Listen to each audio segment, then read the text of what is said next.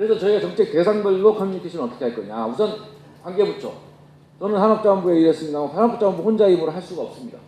그래서 상황점검반회의, 국정연한 정책위원회 그 협의 시스템을 구성을 했고, 당시에 청와대나 총리실은 전체적으로 조정해주는 역할을 해주시고, 양성자 가속기를 가는 것은 이제 그 당시 과기부의 역할, 주민투표 관련 행자부, 또 이런 일반적인 치안은 경찰청, 이런 쪽하고 유기적으로 협조를 해서 커뮤니케이션을 했습니다.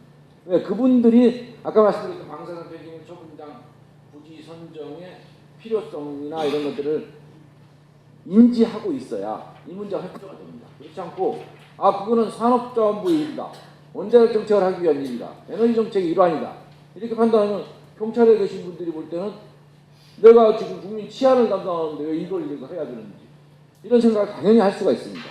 이러기 위해서는 정부 내의 커뮤니케이션이 굉장히 중요합니다. 밖에서 보실 때는 정부는 하나의 공일체 같이 보이시겠지만 정부 내에서는 부처마다 다 다르기 때문에 내부 커뮤니케이션이 굉장히 중요합니다. 그게 잘 안 되면 이런 종합적인 업무를 하기는 대단히 어렵습니다.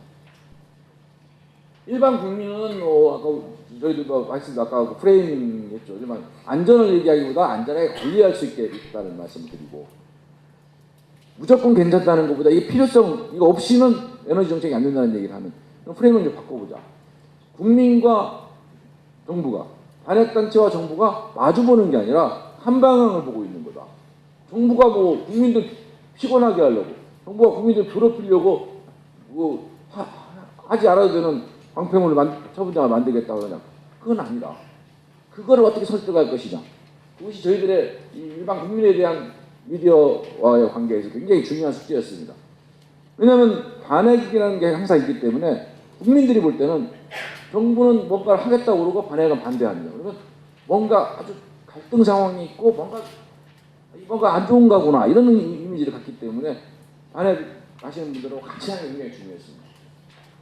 또 한 가지는 커뮤니케이션이 좀 다를 수밖에 없는 게, 전체 국민을 대상으로 하는 커뮤니케이션은 필요성과 인식에 대한 커뮤니케이션이지만 지역 주민, 해당 지역 주민에 대한 건 좀 다릅니다.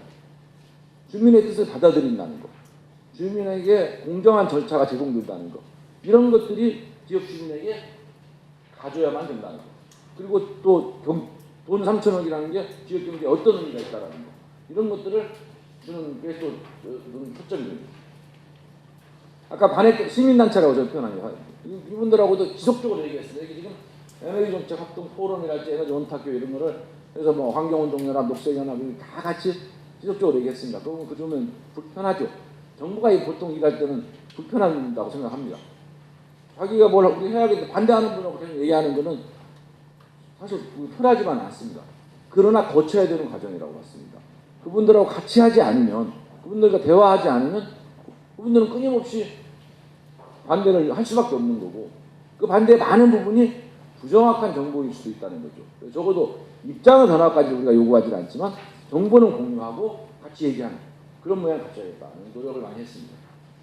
그 외에 이제 역시 당시 여론 주도층이라는 게 뭐 언론, 그다음에 뭐 기자들, 그다음 학계 이런 분들도 굉장히 중요합니다. 이분들을 통해서 국민들은 세상을 보는 거니까요. 직접 만나는 게 아니라 신문을 통해서, 라디오를 통해서, 방송을 통해서, 요즘 같은 SNS를 통해서 보는 거죠. 그 보는 분들에게, 중간에 전달하시는 분들에게 충분히 정보를 제공하는 것이 대단히 중요한 일이라고 봤습니다.